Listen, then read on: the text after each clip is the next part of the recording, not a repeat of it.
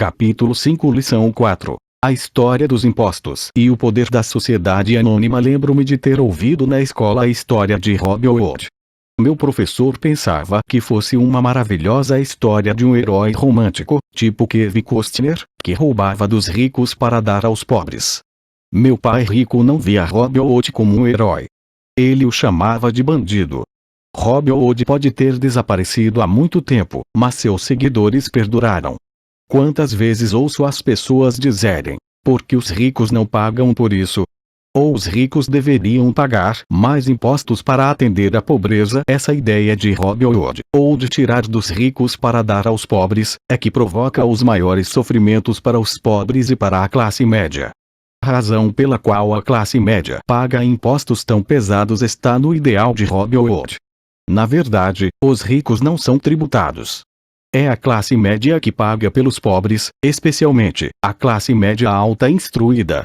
Novamente, para entender bem como tudo acontece, precisamos adotar uma perspectiva histórica. Precisamos conhecer a história dos impostos. Meu pai muito instruído era especialista em história da educação, já meu pai rico se tornou um especialista na história dos impostos. Pai rico explicou a Mick e a mim que originalmente na Inglaterra e nos Estados Unidos não havia impostos. De vez em quando eram lançados impostos eventuais para financiar guerras. O rei ou o presidente anunciava o acontecido e convocava todos para rachar a despesa. Impostos foram lançados na Grã-Bretanha para financiar as lutas contra Napoleão de 1799 a 1816 e nos Estados Unidos para financiar a Guerra Civil entre 1861 e 1865. Em 1874, a Inglaterra instituiu um imposto de renda permanente para seus cidadãos.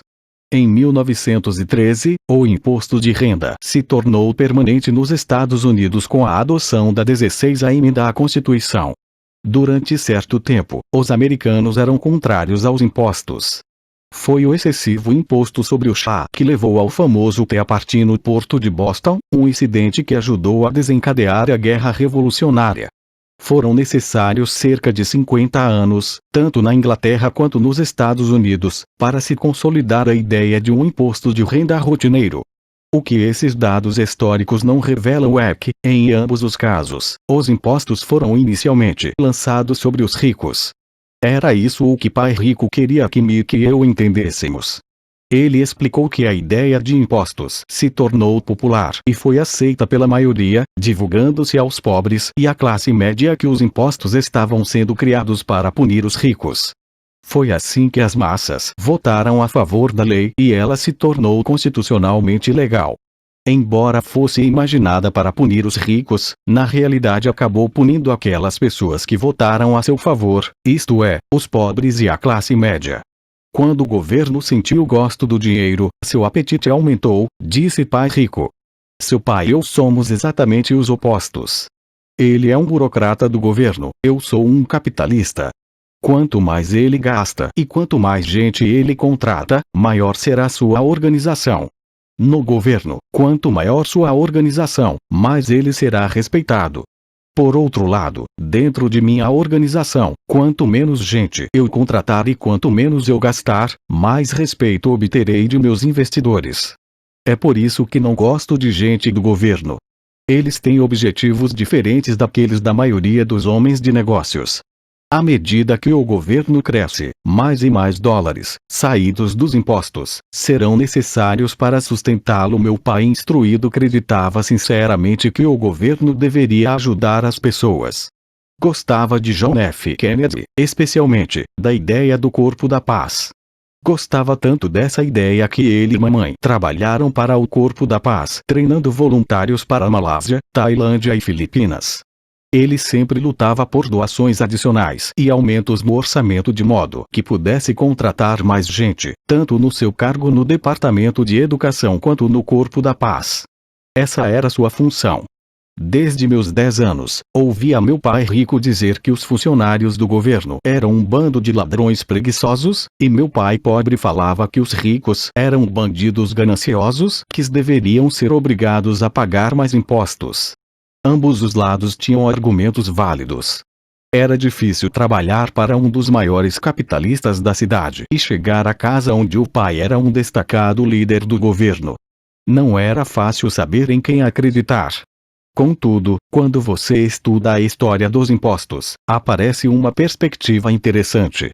Como já disse, a aprovação dos impostos só foi possível porque as massas acreditavam na teoria Robin Hood da economia, que era tirar dos ricos para distribuir aos demais. O problema é que o apetite do governo por dinheiro era tão grande que logo os impostos precisaram ser lançados sobre a classe média e daí ir descendo. Os ricos, por outro lado, viram nisso uma oportunidade. Eles não jogam pelas mesmas regras. Como já disse, os ricos já sabiam sobre as sociedades anônimas que se tornaram populares na época das navegações. Os ricos criaram a sociedade anônima como veículo para limitar o risco dos ativos a cada viagem. Os ricos colocavam seu dinheiro em uma sociedade anônima para financiar a viagem. A sociedade anônima, então, contratava uma tripulação para ir ao Novo Mundo em busca de tesouros. Se a embarcação se perdesse, a tripulação perdia a vida, mas a perda para os ricos se limitava apenas ao dinheiro investido em cada viagem. O diagrama que se segue mostra como a estrutura da sociedade anônima fica fora de sua demonstração pessoal de renda e de seu balanço. É o reconhecimento do poder da estrutura legal da sociedade anônima que dá aos ricos uma grande vantagem sobre os pobres e a classe média. Tendo dois pais a me ensinar, um socialista e o outro capitalista, rapidamente percebi que a filosofia dos capitalistas tinha mais sentido financeiro para mim. Tinha a impressão de que os socialistas, em última análise, puniam a si próprios, em decorrência de sua falta de instrução financeira. Não importa o que inventasse a turma do tiro e dos ricos, os ricos sempre encontravam uma forma de passá-la para trás. E desta forma os impostos acabaram onerando a classe média. Os ricos passaram para trás os intelectuais, somente porque aqueles entendiam o poder do dinheiro, um tema não abordado pela escola. Como os ricos passaram para trás os intelectuais? Quando o imposto tire dos ricos foi implementado, o dinheiro começou a fluir para os cofres do governo. Inicialmente as pessoas ficaram felizes. O dinheiro foi repassado para os funcionários do governo e para os ricos. Foi para os funcionários na forma de empregos e aposentadorias. Foi para os ricos quando as empresas receberam contratos do governo. O governo se tornou uma grande fonte de dinheiro, mas o problema era a administração fiscal desses recursos. Na verdade, não havia recirculação. Em outras palavras, a política do governo, se você fosse um burocrata estatal, era evitar ter excesso de dinheiro. Se não conseguisse gastar a verba recebida, você se arriscava a perdê-la no próximo orçamento. Certamente, não haveria reconhecimento para você se fosse eficiente. Os homens de negócios, por outro lado, são recompensados pelo dinheiro que sobra e são reconhecidos por sua eficiência. À medida que este ciclo de despesas públicas crescentes continuava, a demanda por dinheiro aumentava e a ideia de tire dos ricos se ajustava agora para incluir níveis de renda mais baixos, chegando aos que tinham votado em favor dos impostos, os pobres e a classe média.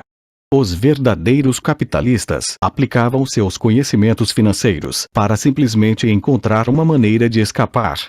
Eles se voltaram para a proteção de uma sociedade anônima. Uma sociedade anônima protege os ricos. Mas o que muita gente desconhece é que uma sociedade anônima não é algo concreto, no sentido literal do termo. Uma sociedade anônima é simplesmente uma pasta de arquivo com alguns documentos legais, que descansa no escritório de um advogado e está registrada em um órgão público. Não é um edifício com o nome de uma empresa. Não é uma fábrica ou um grupo de pessoas. Uma sociedade anônima é simplesmente um documento legal que cria um corpo jurídico sem alma. A fortuna dos ricos estava novamente protegida. Mais uma vez as sociedades anônimas se tornaram populares, depois que as leis do imposto de renda permanente foram aprovadas, porque a alíquota do imposto de renda sobre as sociedades anônimas era menor do que as vigentes sobre as pessoas físicas. Além disso, como foi mostrado anteriormente, certas despesas poderiam ser descontadas da renda tributável da sociedade anônima. Esta guerra entre os que têm e os que não têm se mantém há centenas de anos. É a turma do tire dos ricos contra os ricos. A batalha é travada sempre que são discutidas leis, e continuará sempre.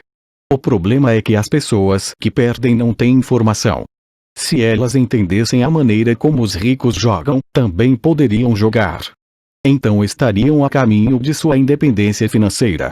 É por isso que me arrepio toda vez que ouço um pai aconselhar seu filho a estudar para poder conseguir um bom emprego seguro. Um empregado com um emprego bom e seguro não tem escapatória. O americano comum de hoje trabalha de 5 a 6 meses para o governo, antes de ter conseguido o suficiente para pagar seus impostos. Em minha opinião, isso é tempo demais. Quanto mais arduamente você trabalha, tanto mais você paga ao governo. É por isso que acredito que a ideia de tire dos ricos acaba sendo um tiro pela culatra para aqueles que a votaram. Toda vez que as pessoas tentam punir os ricos, esses não apenas não obedecem, como reagem. Eles têm o dinheiro, o poder e a intenção de mudar as coisas. Não ficam sentados e pagam voluntariamente mais impostos. Ao contrário, buscam maneiras de minimizar sua carga tributária. Contratam advogados e contadores competentes e convencem os políticos a mudar as leis ou a criar artifícios legais. Eles têm os recursos para fazer mudanças. O Código Tributário dos Estados Unidos também oferece outras formas de elidir os impostos. Muitos desses instrumentos estão à disposição de qualquer um, mas são em geral os ricos que tiram proveito deles porque cuidam de seus negócios. Por exemplo, 1031 é um jargão para a seção 1031 do Código da Receita Federal, que permite a um vendedor adiar o pagamento dos impostos sobre o ganho de capital resultante da venda de um imóvel, se este for trocado por um imóvel mais caro. Se você continuar aumentando seu patrimônio mediante a troca de imóveis, seus ganhos não serão tributados, enquanto você não liquidar a transação. As pessoas que não se beneficiam desta poupança de impostos, permitida legalmente, estão perdendo uma grande oportunidade de aumentar sua coluna de ativos. Os pobres e a classe média não têm os mesmos recursos. Eles ficam sentados e deixam que o governo espete em seus braços as agulhas para a doação de sangue. Atualmente fico chocado com o número de pessoas que pagam mais impostos ou aplicam menos deduções simplesmente porque têm medo do governo. E sei como um agente tributário do governo pode ser apavorante e intimidante. Tenho amigos cujos negócios foram fechados e destruídos, para só depois descobrirem que se tratava de um erro do governo. Eu percebi isso. Mas o preço de trabalhar de janeiro a meados de maio é um preço muito alto para essa intimidação. Meu pai pobre nunca se rebelou. Nem meu pai rico. Este foi apenas mais esperto, e usou as sociedades anônimas, o maior segredo dos ricos. Você lembrará a primeira lição que aprendi com meu pai rico. Eu era um garoto de 9 anos, que teve de sentar e esperar até que ele resolvesse falar comigo. Frequentemente sentei em seu escritório esperando que ele me atendesse. Ele me ignorava propositalmente. Queria que eu reconhecesse seu poder e desejasse ter um dia esse mesmo poder. Durante todos os anos que estudei e trabalhei com ele, sempre me lembrou que conhecimento é poder. E com dinheiro vem mais poder, o que exige o conhecimento certo para mantê-lo e fazê-lo se multiplicar. Sem esse conhecimento, o mundo arrasta você. Pai rico sempre recordava, a mim e a Mickey, que o maior tirano não era o patrão ou o supervisor, mas o homem dos impostos. Se você deixar, o homem dos impostos sempre tirará mais de você. A primeira lição relativa a fazer o dinheiro trabalhar para mim, em vez de trabalhar pelo dinheiro, tem na verdade tudo a ver com poder. Se você trabalha pelo dinheiro, está cedendo poder a seu empregador. Se seu dinheiro trabalha para você, você mantém e controla o poder. No momento em que adquirimos esse conhecimento do poder do dinheiro trabalhando para nós, Pai Rico quis que nos tornássemos financeiramente espertos e não deixássemos os tiranos nos intimidarem. Você precisa conhecer as leis e a forma como funciona o sistema. Se for ignorante, é fácil ser intimidado. Se você sabe do que está falando, tem uma chance de vencer. É por isso que ele pagava tanto a advogados e contadores especialistas em tributação. Era menos dispendioso pagar-lhes do que pagar ao governo. A melhor lição que me deu, e que apliquei a maior parte de minha vida, é: seja esperto e você não será oprimido. Ele conhecia a lei porque era um cidadão respeitador das leis. Se você sabe que está certo, você não terá receio de se defender, mesmo se você estiver indo contra Rob ou de seu bando. Meu pai, instruído, sempre me incentivou a conseguir um bom emprego em uma grande empresa. Ele falava das vantagens de subir na hierarquia empresarial. Ele não entendia que, dependendo apenas do contra-cheque de um patrão, eu seria uma vaca dócil pronta a ser ordenhada. Quando contei a meu pai rico o conselho de meu pai pobre, ele deu uma risadinha. Por que não ser dono da hierarquia? Foi tudo o que disse. Eu era garoto e não entendia o que meu pai rico queria dizer com tornar-me dono de minha empresa. Era uma ideia que parecia impossível e assustadora. Embora a ideia me empolgasse, minha juventude não me permitia vislumbrar a possibilidade de que adultos trabalhassem, algum dia, para uma empresa da qual eu era o dono.